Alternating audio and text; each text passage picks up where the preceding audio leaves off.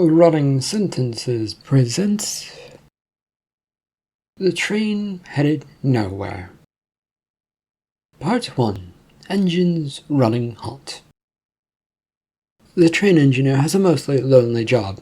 Tend to the engine, occasionally talk to other staff who visit as the train heads somewhere, but Mr. Drex, the engineer, isn't sure where. He does wonder, though, if everything is okay, as things seem to be off lately on this simple expedition to where?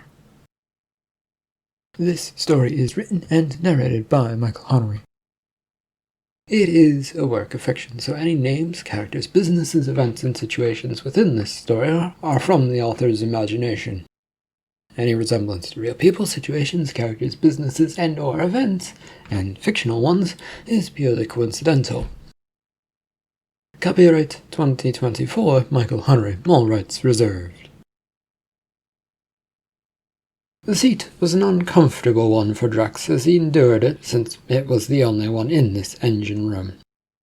The train's engine room control panel was before him, with plenty of switches, knobs, dials, buttons, and flashing lights that could go off at any moment. To Drex, it was calming and quiet, plus it helped that there was a snowstorm outside, which he could only catch briefest of glimpses of from his window. It was not that great.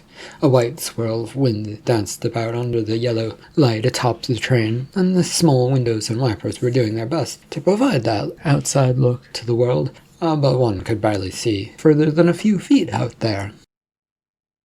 He looks over his panel and notes the red light, showing a brake failure along the right side. Again? How many times are the brakes on that side going to stop working? His hand instinctively went to the button by his side, pressing it. The wait then began for his commanding officer, his captain, the leader of the engineers, to come up and to see what was needed. Why no one had put a communicator up here just to make things simpler was something he asked himself a lot lately. Now, where did that checklist board go to? A quick search to his right brought up the battered clipboard with a list of things on it, and began looking over them to make sure the rest of the train seemed to be in working order. The door behind him slid open after a few minutes. Is there something wrong with the train, or are you just bored and want someone to talk to? If it is the latter, I might have to throw you off. I only ever call you up here if there is an issue. The brakes are acting up, Drex said. Which side, which car? His boss asked. Right side and third fuel car. Wasn't that one an issue before? I believe so, yes, sir. The captain marched up so that he could peer over the shoulder of his chair towards the monstrous control panel before them. A bony finger from the man points towards the blinking red lights. Well, this isn't good. Yeah, no, it doesn't look like that. Do we stop the train? The furious, angry-headed Captain Carl came over to the chair to stare at Drex from the side. He cast a sidelong glance to his superior for an answer to his question. He knew that in bad situations, the only thing one could do for a train was stop. That was in the handbook, but they hadn't been stopping for anything lately. No, we do not stop. That is not our orders, and we must follow our orders.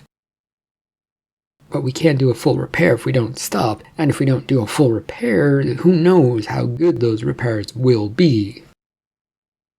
I'm in command of you, and I'm following my orders, and so, too, must you. Follow orders. The repairs will be done as we can do them. Slow the train down a bit. Unsure of what else to do, Drex leans forward and pulls back on the throttle lever, knocking it down to mid. It would take a while for the train to respond to the command, but it would be done.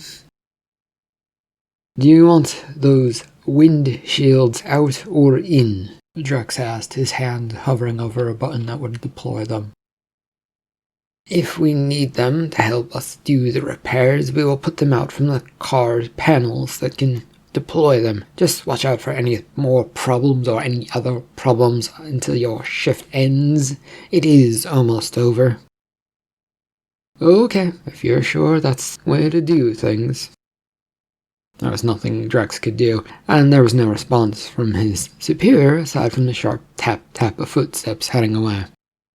The zip of the door that had opened and then closed behind told him his boss had finally left. I really don't understand doing things this way, but I guess that's what we do. The train continues on its way, with Drex's eyes on the speedometer to see how things were doing. The speed was slowly dropping down by 2 miles an hour, and then a bit further. After all, they were traveling about 300 miles per hour, according to the meter, and it would take quite a while to drop to half of that. Even at 150, it wasn't safe to do work out on the train with a blast of winds, but without further direction, there was little he could do. You really need to install some sort of communication device. The rest of the train is supposed to have them. Why not this engine? His muses and thoughts went unanswered as time went by, and after some point the door behind him zipped open again. Relief is here to save the day. Anything happen? The brakes on the third fuel car are out, Drex said as he turned his head to see his co-worker Monty standing there. Again? Yes, we slowed down towards half speed and are still trying to get there. Carl said no to stopping the train, though. Drex was unbuckling himself from his seat and eased himself up so that he could slide out of the terrible position he was sitting in. An effort of a minute passed before he was out and free. Anything else wrong? His co-worker Monty asked. You can't see out the front or the side windows thanks to the snowstorm out there. Other than that, it's been clear sailing with no wheel slips at all. Well, impressive. This old beast likes to stay on the tracks, doesn't she?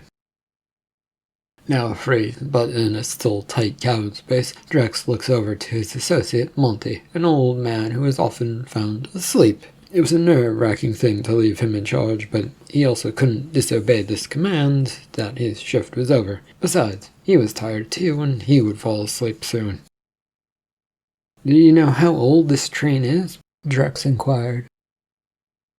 No, I've heard stories that she's been around since a bygone era, but never had time to get outside and check the plates announcing such stuff. Do you know where those are? I might venture out there to see if I can see them myself at some point. Monty pauses and looks up for a second, thinking about this while tapping his face with a bony finger. I think the major one of those is out on top of the engine, the sort of we've built this on this date kind of thing. The other one is maybe on one of the fuel cars, but both are hard to get to, I think. Oh, none on the inside? Monty shrugs and moves past, getting into the driver's seat and buckling themselves in. Moving towards the door, Drex took a moment to stretch his legs, getting them to get feeling inside them again. Satisfied with that, he heads out. There is a space between the engine and the first fuel car, an area where wind buffets and howls. A gap of 5 feet between the two cars that has a small walkway one could cross. Drex raises an arm to fight off the frigid cold wind and then the blowing snow that obscures much of his vision. It should be a simple task to cross over, and on most days it would be. But today the metal connector is slick, slippery, and icy to walk on, and with no real great handrails to hold onto and to guard against falling off of, one has to be quick.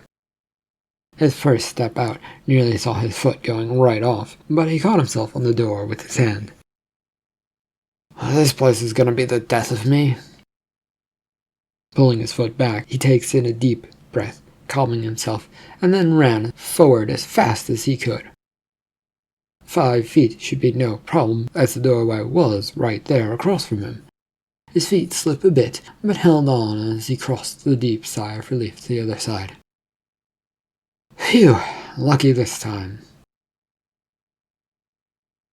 Inside the fuel car, this one was a narrow passage that cuts to the side of the car, the majority of it storage for fuel that made the train run, though he'd never been told what the fuel type was or how they got any more of it to actually keep going. Drex moves through the hallway that is empty of anyone else and glances at the windows that should show the fuel inside the storage compartments. They, however, had long frosted over and had never been designed to be seen through in the first place, or so he'd been informed of one point or another. It never stops him from looking, though, just to see what he could see. "Driver Drex, don't you have somewhere to be?"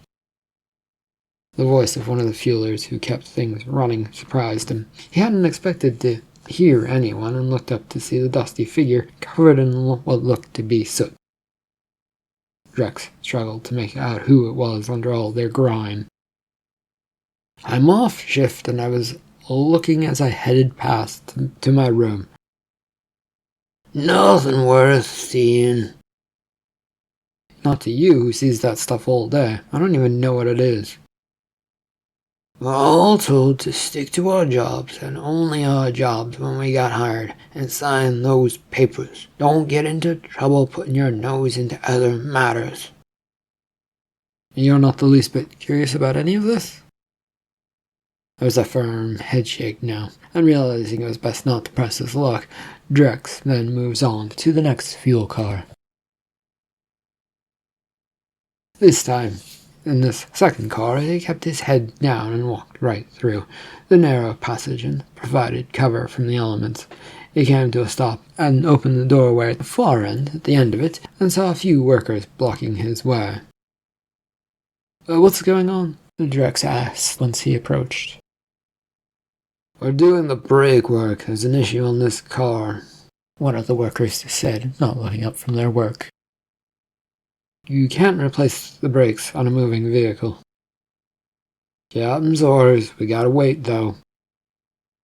"For the train to slow down more, sir? That I know, but even with that knowledge, how will you do this?" "You're the driver, right? Stick to knowing that. We'll do our jobs." Again rejected from knowing things, Drex shook his head at all of this. Simple things were apparently a big problem, and all he was supposed to do was ignore them. Felt a lot of good that was going to do, and sleeping comfortably on the train meant not worrying when he knew that there was a problem to worry about. "Can I at least get through here then, fixers?" With an angry, frustrated sigh, one of the workers opened the door to the third fuel car, allowing him to cross over once the worker was inside and away. Crossing over, he squeezed past that worker and made his way down the car and into the food one, a place of refuge for the workers who claimed spots here like vultures. It was surprisingly empty today, and he was able to get a seat easily enough and settle down for his one meal a day.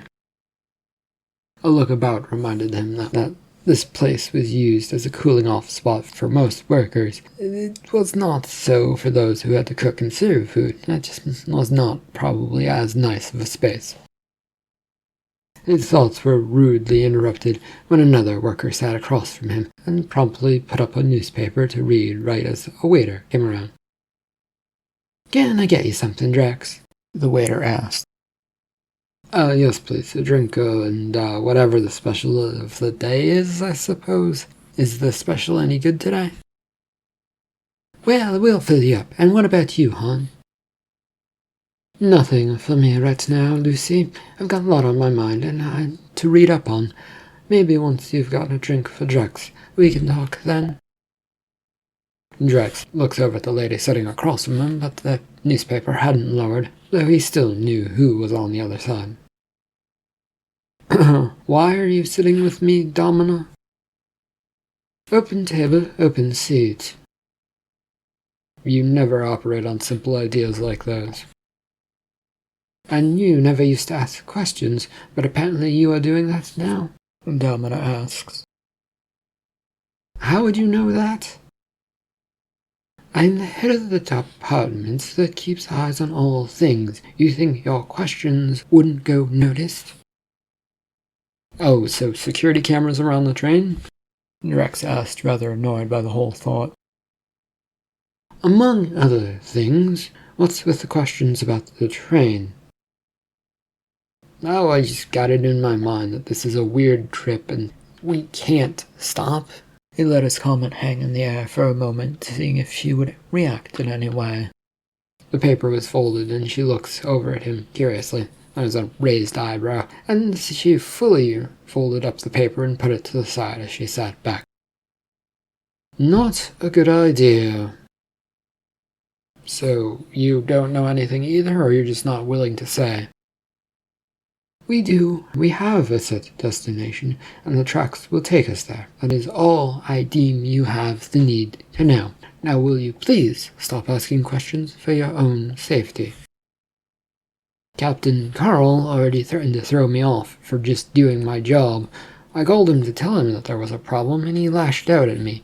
Your threats don't add up to much. The waitress, Lucy, returns with a plate and a drink, putting it down before Drex with a smile. Then she turns expectantly to Domina, who was staring hard at Drex. Are you still good, Domina? Do you need something? I'm fine for now, Lucy. Good. Then since I have nothing to do, I will join your little conversation. What? Domina demands, looking up sharply at Lucy. Lucy took up the seat next to Domina and leaned in, eyes shining. So what's the gossip? There is none, Domina said. Something is wrong with the train as usual, Lucy. Oh, that boring stuff. Everyone knows about that. No, I'm talking about the stuff like Brian, one of the maintenance guys, has a crush on Susie who works in the guest compartments. Domina, exasperated and uninterested in such things, picks up her paper to start reading it again. How would they even meet? I thought the workers from behind the scenes and the ones in the passengers' compartments weren't allowed to meet one another. Drex asked as he arched his eyebrows, leaning in himself to learn more.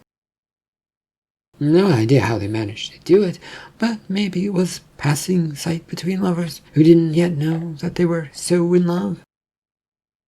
That's some made-up revisionism on your part, Lucy, Domina interjected from behind her newspaper. It is not, Domina. I've seen them meeting secretly. And no, I won't tell you where, Miss Policewoman Boss Security. Okay, some of it might have been revisionism, but they have been meeting, Lucy offered. You should tell me more about this, so that I can investigate to make sure that it is all okay. The newspaper dropped to the table once more as Domina turns her attention fully to Lucy now. Drex fades out of the conversation, wondering to himself who the passengers even were. As far as he was aware, the train was pulling some 60 cars along quite easily over the tracks. But that's all the engine panels ever showed him. There had to be more to the story than that, and proofs that there were cars back there, since one engine for so many cars made little sense to him. What do you think, Drex? Lucy asked, breaking into his thoughts. Huh? Oh, I don't know. I have a meal to eat. He put his head down to look at his rather lukewarm-looking food. That was a mess of colors that didn't really go together. Slowly, he pecked away at it until a shutter hit the car and the fork in his hand flew out. Not again, Domina said with a loud sigh. Drex turns towards the open door that would lead back to the train engine as it flies open. In came one of the maintenance workers, dusted in snow and oil. They took one look around and then came over to Drex. You're a driver, right? They asked. Yes, why, has something happened to the engine? The fueling car that has one of the windshields up to protect us while we work, it collapsed. You know how to get those open, right? You want me to do something about it? Isn't that your job? Drex asked, confused and trying to sort this out in his mind. Yes, but well, we need you to do it. Why do you need him to do it? The worker looks over confused for a moment, then recognizes Domina as the person asking the question. Well, he knows the train, right? Domina looks to Drex, who shakes his head no. Ask no questions aside from the ones about your own work, right, Domina? Drex retorts, all too happy with this moment. She sighed. You're looking for a way to reopen them, right? And quickly, one of our workers is trapped under it. What are you working on? Domina asked. The brakes in the third car, right? Maintenance workers nods and points towards Drex as he says this. I'll need to look it up in my handbook in my office. It's better to know where that panel might be. Drex, you have the unfortunate problem of coming with me. Shouldn't the maintenance workers do it? I am requesting that you do it, since I'm higher on the list of employees than you are, so you must do it. We're getting help then? The worker asked.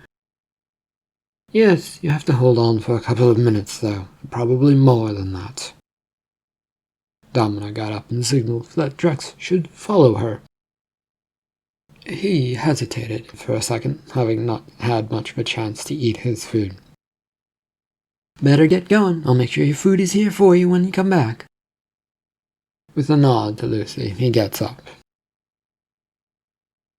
The next train over was an office space for most of the workers, a triple-story car that never felt safe to be in for long when it was windy. Domina brought him all the way up to the third level, where her office was, and the two sat down to look over her books in her office. I don't understand you at all. What don't you get, sir? First you tell me to mind my own business, and now you want me to go save someone else by not minding my own business? She looks up sharply at him from her reading. A life is on the line. I think that deserves a little attention and rule-breaking, she stated firmly. Yeah, but what happens to me afterward? Carl, my captain, isn't going to like it at all. Then direct him to talk to me. He doesn't listen to anyone other than the rule book. She ignores this last remark, having gone back to her reading, and came to a stop, tapping at a page. The outside of the engine should have the main panel that will make sure that these sheets of metal, these wind shields, will pop back open and protect them. It is a bit of a climb to get to it, and you'll be out in the wind, but it is doable. He'd taken up the book that she pushes over to him, the design layout printed on it. The first question in his mind was, why was it there? On the engine of all things. That unfortunately got answered by the book, as it said that it was a backup in case of failures, which apparently they had just suffered. The sinking feeling that he was about to clamber out onto a moving train sent shivers down his spine. I have to go out there? Drex found himself asking, hoping it wasn't the case. You're the one who's qualified to work on the engine compartment and exterior, are you not? Domina pointed out. Yes, I can work on the inside of the train when it's moving. Only when it's not moving do I work on the outside of the train, not when it's moving. Well, we can't stop, and that was a confusing comment, so I will ignore it. Why can't we stop? And don't tell me it's the rules, since nothing about this journey makes any sense to me.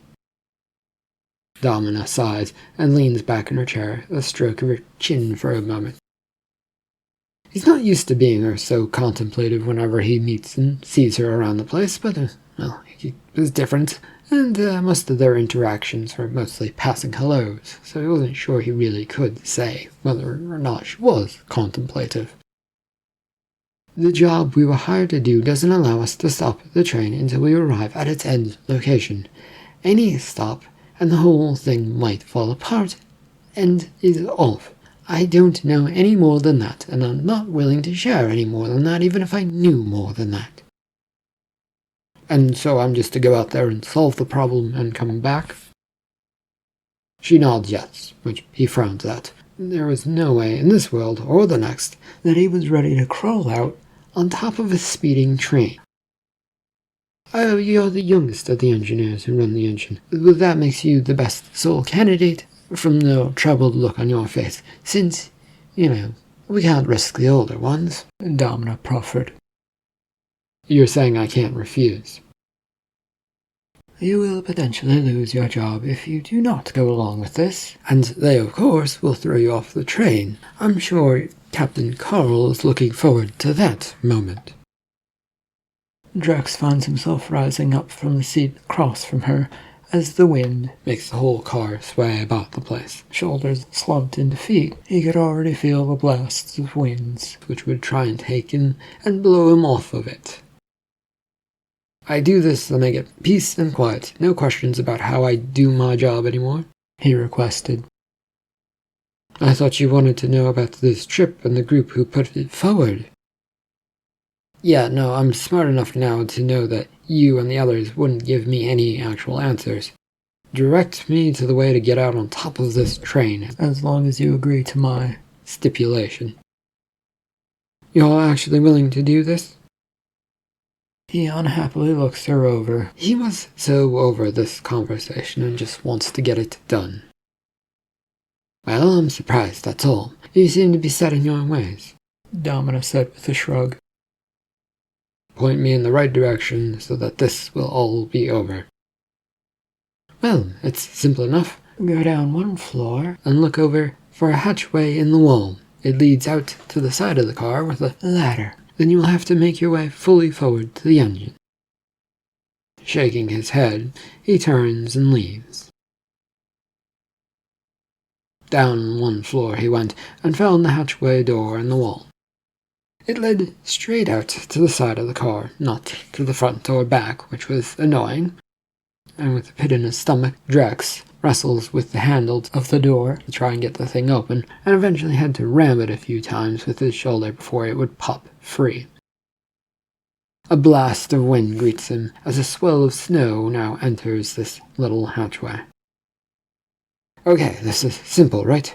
Go forward and find a panel switch that will activate the wind deflectors. He said this to himself, hoping to hype himself up and steel himself for what was to come, but it really didn't feel all that great. The way his hands were nervously shaking as he reached for the ladder and handle to get out wasn't helping him. With a slippery grip, he grabbed the rung outside the car. He put his head out to get a feel for things first. It is windy and buffets him hard as the rest of him follows him out. The feeling of wind wanting to pick him up and throw him off the train was fairly strong. Drex was holding on for dear life, and with all of his strength as he reaches out to that next side rung, pull himself forward and upward. It was so hard to see and pay attention since there was a white blur of snow that kept obscuring things.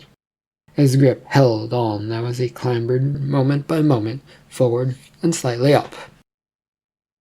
A little further to the next rung and then to the next. All I have to do is keep moving forward. The chant in his mind was a nice one, but there was a genuine worry that once he got to the front, there would be no further way forward, since he was semi-straddling the third story of the car, and the car in front of him was only 2 stories high. And then he would have to jump into the unknown and unseen in the hopes that it just wasn't going to blow him away. When his hand reached for the next rung, he found nothing and figured now was the time to make that choice. Drex swung his hand around the edge of the car to make sure that it was the end first. Once that was confirmed and he could feel no other rungs, he took in a breath and did exactly as he figured he had to do, jump. Landing with a thud, his feet buckled under him as he tried to grab a hold of something to keep him planted on this car. The wind was already pushing him further back than he would like as his hands came up with snow and nothing else. Shit, shit, shit. He managed to stop himself and then press on forward. 3 fuel cars and then the engine still lay in front of him, which was still quite a hike, and he wasn't sure he could make that distance. The only time he could see was when he put up his arm to protect his vision, but he couldn't really do that, and it didn't really seem to do much either. Keeping on his knees, Drex scurries his way forward along the snowy roof, reaching the end of the car in a decent amount of time, he figured, since it was hard to keep track of time. The snow whipped around him and about Drex as he crossed the top of this third fuel car. The white snow covered the top of it here as well, so he couldn't see if there was anything special up here, and it wasn't going to give him any hint as to what the fuel was, even though he was curious. It was a disappointment, but he moved on, though there was another thought that struck him. I wonder if I can get to the side of the car and see the stuck windbreaker in this person. A few slippery steps to the side made him reconsider this idea pretty quickly. In the end, he got as close as he dared to the side. Through the howling wind, he saw little to give him any indication that there was anything there. The next two fuel cars provided no trouble for him, which led him right to the engine. Drex landed on the compartment roof to the driver's area of it, and the sounds of muffled shouts were from inside. He passed off as the wind moving past, since he really didn't have a chance to do anything or say anything in return. Instead, he concentrated his eyes on finding this panel. The snow-covered top, though, was making it hard to find. "Are you at the engine yet?" The sound of Domina in his ear made him jump. He had in his ear a forgotten installation of an earpiece for communications in loud spaces where regular talk might not suffice. The company who owned the workers and the train insisted on such devices be installed in every worker, despite that they were only to be used in emergencies. "Yes, how did you guess that? And why isn't this used more often? I could talk to the captain about problems in a flash up in the engine room with this device." "I'm guessing because the captain doesn't want to use it. I don't know. You would have to bring it up with your Captain Carl. I figured it was an emergency and you could use some help, though," Domina said. "Yeah, I could, thanks." "Great. You'll need to get towards the front windows." He moved a bit sluggishly since the wind was in full might right here. One step, then two were taken softly before he felt he could move well enough to just keep going. "I'm behind the windows now, looking down at them," he yelped into the air, hoping to be heard. "Good. And in front of them there should be a long-looking box. It is set in the metal housing that covers the engine," Domina instructed. Getting down on his hands and knees, Drex pushes himself forward to search for it. He couldn't see any such boxes as he began to push away the icy snow that stuck to the metal, breaking it away in chunks. The edges of a hinge came into view versus the smooth metal, so he worked hard to clear that away and finally present himself with a sort of panel, or it looked like one anyway. Hands cold, frozen a bit, he searched for the tab that would open it up, pressing it hard as it clunked free. A few remaining shards of ice flying this way and that, thanks to the force of it opening. "Domina, what exactly am I looking for?" "Look at the top where you'll see some switches. They will start red and go black," she replied. He looks at them to see the color as the wind continues to blow, making it hard to see amongst the fierce snow that just went everywhere. Fearing he was taking too much time, and with his heart racing, he decided a small lie might help. "Yes, I have them and I see them." "Good. You're looking for a green switch that should be in the middle of the panel. It's about 10 or so down," she offered helpfully. "The manual is that specific on what to look for?" he found himself asking. "It has a good description and a few really good actual images to go by, so it's specific in all it has going for it." Drex is busy searching for this green switch, fearing coursing through him that he had actually found wrong panel. Seeing things was so difficult, and at any time he thought he saw his switch, the wind blew and obscured everything, and when it calmed down enough to see again, he lost what he was supposed to be looking for. Red and black looking metal pieces. It stuck out from the panel, giving him his only hope that he was on the right spot. "Domina, are you sure it is supposed to be green?" He yelled into the air, hoping he was being heard. "Positive? Do you not have a green one? Are you on the wrong panel?"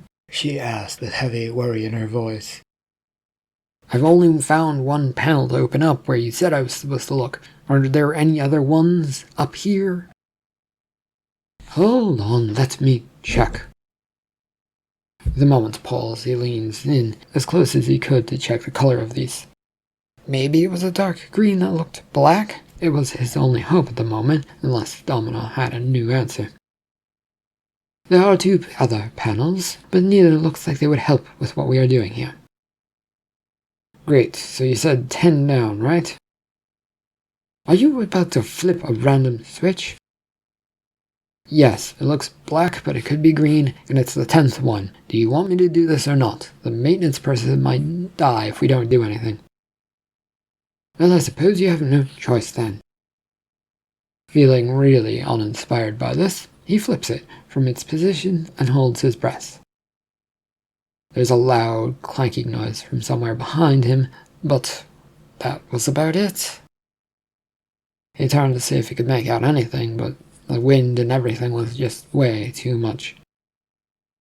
"I can't see what effect that had, Domina. Did it have one?" "The train is slowing down, so that is something," she said after a moment. "Aren't you talking to the maintenance people?" "A bit, yes, but right now you're on the line, so I can't." To this, he went quiet, sitting on top of the train, wishing he was anywhere else at the moment. But all he could do was wait and see, in case they needed him to do something else.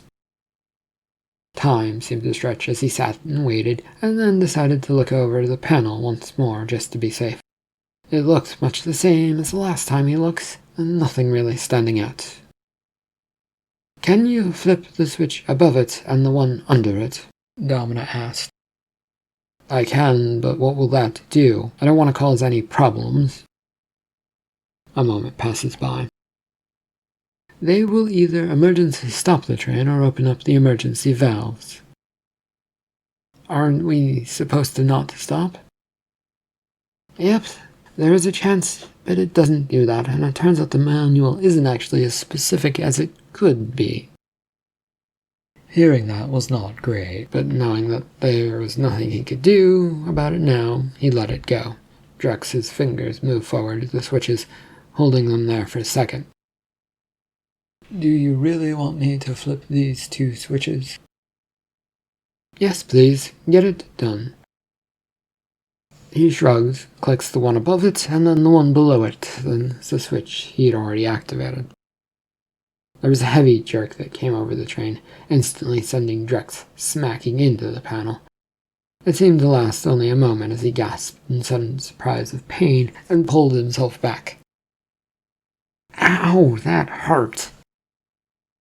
Again there was radio silence from Domina, so he slowly got up, examining if he'd done anything to the panel with his face. Nothing else had changed, so he was happy about that.